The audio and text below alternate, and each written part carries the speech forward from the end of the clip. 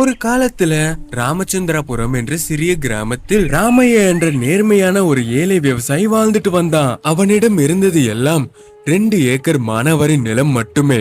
அந்த பூமி தான் அவனுக்கு எல்லாமே. ராமையோட மனைவி பேரு லக்ஷ்மி. அவங்களும் ரொம்ப நல்லவங்க. அதே கிராமத்துல பூஷன் என்ற வட்டி வியாபாரி கூட இருந்தான். அவனுக்கு சொத்து அதிகமாவே இருந்தாலும் இன்னும் சொத்து சேர்க்கணும் என்ற ஆசை கூட ரொம்பவே அதிகம். அப்படி இருக்கும்போது ஒரு நாள் அவனுடைய கண் ராமையாவின் நிலத்தின் மேல் விழுந்தது. ஒரு நாள் காலையில் ராமையா தன்னுடைய வயல் வரப்பில் உட்கார்ந்து வாடிய பயிரை பார்த்து கொண்டிட்டு இருக்கும் போது அதே நேரத்துல பூஷன் அங்க வந்தான். என்னையா ராமையா, வந்ததுல இருந்து பாத்துட்டு இருக்கேன், வானத்தையா பாத்துட்டு இருக்க? என்ன மேகங்கள் உனக்காக அமிர்தம் பொழியும் என்று நினைக்கிறியா? நமஸ்காரம் பூஷணம் ஐயா. வானத்துல இருந்தெல்லாம் அமிர்தம் எல்லாம் எனக்கு தேவையில்லை. 4 துளி மழை பெய்தால் போதும், இந்த பயிர் புழைக்கும் என்று பார்க்கிறேன். அட இதோ பாரு ராமையா, இந்த மேகங்கள் உன்னை பார்த்து கருணை காட்டுமோ இல்லையோ எனக்கு தெரியாது. ஆனா உன்னுடைய கடன் வட்டியுடன் சேர்த்து மலை மாதிரி வளருது. நீ கடனை வாங்கினா அந்த 50,000க்கு 1,00,000க்கு மேல வட்டி தாண்டிருச்சு. உன்னை அந்த கடனை கட்ட சொன்னா இன்னைக்கு நாளைக்குன்னு அப்படி இப்படி சுத்திட்டு திரியிற கட்டுறேன்ட்டு.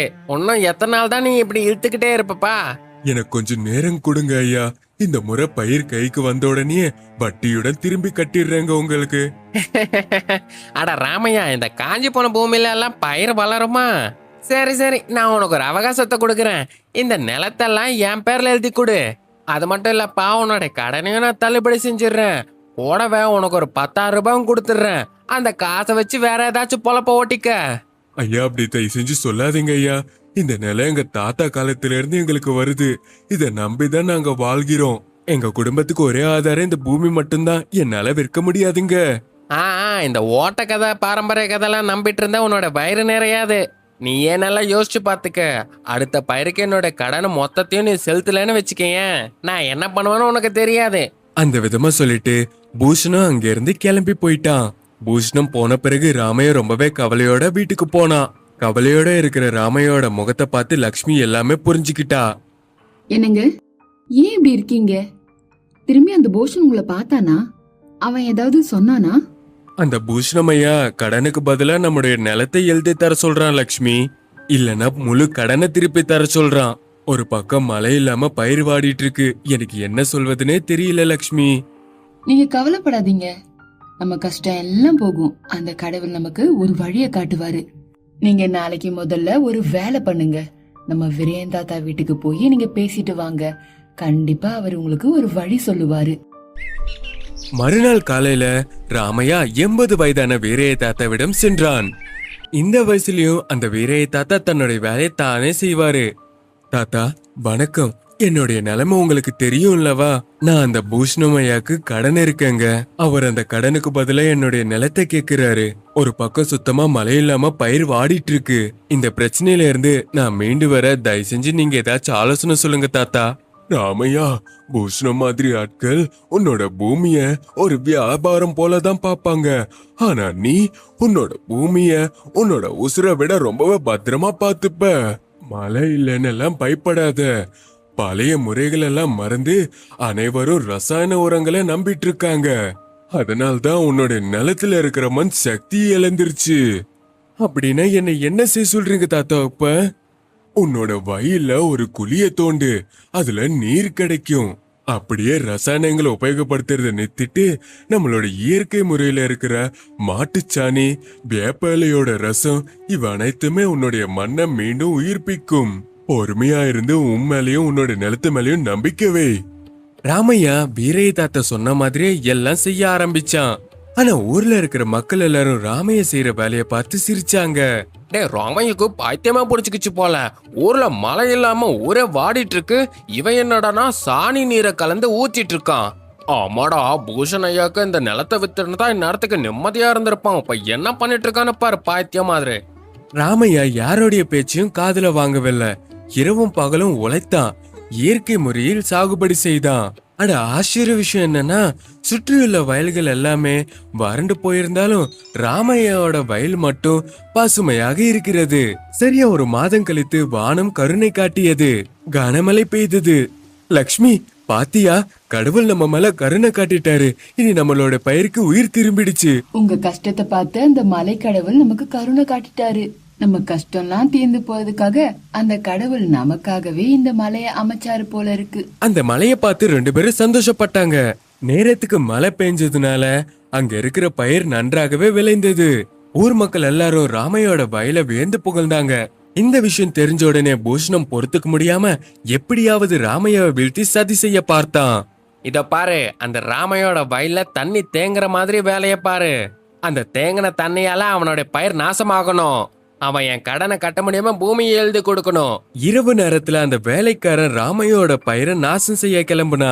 ஆனா அந்த ராமைய தன்னுடைய வயலையே கண்காணிச்சிட்டு இருந்தான். யார் அது? எதற்காக இங்க வந்தீங்க சொல்லுங்க. ராமையா அப்படி சத்தமா கத்துன உடனே அந்த பூஷனோட வேலைக்காரன் பயந்து அங்கிருந்து ஓடி போயிட்டான். மறுநாள் காலையில ராமையா தன்னுடைய பயிரை அறுவடை செய்ய தயாராக இருந்தான். அதே நேரத்துல பூஷன் அங்க நடந்து வந்தான். ராமையா, பயிர் நல்லாதான் வளர்ந்துருக்கு. ஆனா எனக்கு கட்ட வேண்டிய காசுங்க முதல்ல. இன்னைக்கு முடியறதுக்குள்ள இந்த 1,00,000 ரூபாய் திருப்பி கொடுக்கறியா, இல்ல இந்த வயலை என்னுடைய பேர்ல எழுதி வைக்கிறியா? பூஷ்ணமையா, இப்பதான் அறுவடை செஞ்ச நெல்லை நான் சந்தைக்கு கொண்டு போறேன். அங்க இருக்கிற வியாபாரி என்கிட்ட முன்கூட்டியே ஒப்பந்தம் செய்திருக்கான். சாயந்தரத்துக்குள்ள உங்க பணம் உங்க வீட்டுல இருக்கும், பயப்படாதீங்க. ஆமா, இந்த அறுவடை செஞ்ச பயிருக்கு யாரு முன்கூட்டியே ஒப்பந்தம் பண்ணிருக்காங்க? அது மட்டும் இல்லாம காசு தராங்களாம். எனக்கு நம்பிக்கை இல்ல. இந்த கெட்டு போன பயிரெல்லாம் எவன் வாங்குவான்? நீ என்ன ஏமாத்துற? இது கெட்டு போன பயிர் கிடையாதுங்க. இது இயற்கை முறையில அறுவடை செஞ்ச பயிரு. சில நாட்களுக்கு முன்னாடி பட்டணத்துல இருந்து ஒரு பெரிய வியாபாரி நம்ம ஊருக்கு வந்திருக்காரு. எந்த ஒரு ரசாயனம் கலக்காம ஆர்கானிக்கா அறுவடை செஞ்ச பயிரு தான் வேணும்ட்டு என்கிட்ட வந்தாரு அவரு. என்னுடைய பயிர் அவருக்கு தான் விக்கணும்னு முன்னாடியே ஒப்பந்தம் பண்ணிட்டாரு. ராமையோட பேச்சுக்கிட்டு பூஷணோட மூஞ்சி சுருகிடுச்சு. ராமையா சொன்ன மாதிரியே சாயந்தரத்துக்குள்ள பூஷனுக்கு கட்ட வேண்டிய காசை கட்டிட்டாரு. அது மட்டும் இல்ல, ராமையாக்கு கொஞ்சம் லாபம் கூட கிடைச்சது. இந்தாங்கய்யா உங்களுடைய கடன், வட்டியோட நான் திருப்பி கொடுத்துட்டேன். இனி என்னுடைய பூமி எனக்கு தான் சொந்தம். அது மட்டும் இல்ல, கொஞ்சம் தாமதமா கொடுத்ததுக்கு என்ன மன்னிச்சிருங்க. அடடா, சரி ராமையா, இந்த ஒரு வாட்டி நீ ஜெயிச்சிட்ட. ஆனா விவசாயம் என்பது சாதாரணமான விஷயம் கிடையாதுல்ல. நல்லா ஞாபகம் வச்சுக்கோ. எப்பவுமே உன்னுடைய பயிர் இதே மாதிரி விளைச்சல் தருமா? என்னைக்கா இருந்தாலும் வறட்சி வந்துதான் ஆகணும்பா. ஐயா, அது என்னுடைய மந்தாய் என்னை எப்பவுமே காப்பாத்துன்னு எனக்கு ஒரு நல்ல நம்பிக்கை இருக்கு. கஷ்டப்படுபவரை பூமி தாய் பட்னி போட்டது கிடையாது.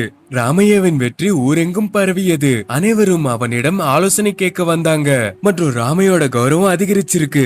பாத்தியா ராமையா, உன்னுடைய வெற்றி வெறும் உன்னுடையது மட்டும் கிடையாது, இந்த ஊர் மக்களுடையதும் சேர்த்து. நீ உன்னுடைய உழைப்பால முன்னின்னு எல்லாருக்கும் வழிய காட்டியிருக்க. எல்லாம் உங்களுடைய தயவால தான் தாத்தா. நீங்க சொன்ன வழிமுறைகள் தான் என்ன காப்பாத்திச்சு. இன்னைக்கு இனி என் கிராமத்துல எந்த ஒரு விவசாயம் கடனுக்காக பூமியை விற்க கூடாது. ராமையா அந்த ஊர்ல இருக்கிற ஏழை விவசாயிகளுக்கும் இயற்கை விவசாய முறைகளை கற்றுக் கொடுத்தான். சில நாட்கள்லயே ராமச்சந்திரபுரம் இயற்கை விவசாயத்திற்கு புகழ்பெற்ற கிராமமாக மாறியது. ஒரு நாள் ராமையா தன்னுடைய மனைவி லட்சுமியோட சேர்த்து வயல வேலை பார்த்துட்டு இருந்தான். தூரத்துல இருந்து பூஷணம் போயிட்டு இருக்கும் போது ராமையா வயல பார்த்துட்டு இருப்பான். அந்த வயல் இப்போது பச்சை பசையில ரொம்பவே அழகாக தென்படுது. என்னங்க பாத்தீங்களா அந்த ஆள் நம்மள எப்படி பாக்குறாருன்னு? அந்த ஆளுக்கு இப்பவும் நம்மள பார்த்தா ஆச்சரியமா தான் இருக்கு போல இருக்கு. பார்த்துட்டு போகட்டும் லக்ஷ்மி. அவருக்கு பணத்து மேல காதல், நமக்கு நம்மளுடைய மண்ணு மேல. நம்ம கஷ்டப்பட்டோன்னா இந்த மண்ணு தங்கத்தையே கொடுக்கும். என்னங்க, நம்ம பசங்களையும் நல்லா படிக்க வச்சு இந்த மண்ணோட அருமையும் பெருமையும் புரிய வைக்கலாங்க. கண்டிப்பாக லக்ஷ்மி. படிப்பு நமக்கு ஞானத்தை தந்தா, விவசாயம் நமக்கு உணவு தரும். இந்த ரெண்டுத்தையும் நம்புறவன் என்னைக்கும் தோக்க மாட்டான். ராமையாவோட கதை தன்னுடைய கிராமத்துல மட்டும் இல்லாம பக்கத்து கிராமத்துல இருக்கிற மக்களுக்கு ஒரு நம்பிக்கையை கொடுத்தது. ஒரு சாதாரண விவசாயி ரொம்பவே கஷ்டப்பட்டு ஒரு பெரிய பூ வியாபாரிய தன்னோட உழைப்பாலையும் எப்படி எதிர்த்து, அது மட்டும் இல்லாம இயற்கை விவசாயத்தோட ஜெயிச்சான்னு எல்லாருக்கும் ஒரு முன்னுதாரணமா இருந்தது. ராமையோட வெற்றி பணத்தின் வெற்றி மட்டும் இல்ல, உழைப்பின் வெற்றியும். நமக்குள்ள இருக்கும் சோம்பேறித்தனத்தை விட்டுட்டு கஷ்டப்பட்டு உழைச்சு இயற்கை விவசாய முறைகளை பின்பற்றினால் கண்டிப்பாக எந்த ஒரு ஏழை விவசாயியா இருந்தாலும் கண்டிப்பாக வெற்றி பெற முடியும் என்று ராமையா நிரூபித்தான். இந்த கதை நீதி, உழைக்கும் குணம், செய்யும் தொழிலில் மரியாதை, பொறுமை இருந்தால் எந்த தடையையும் வெல்லலாம்.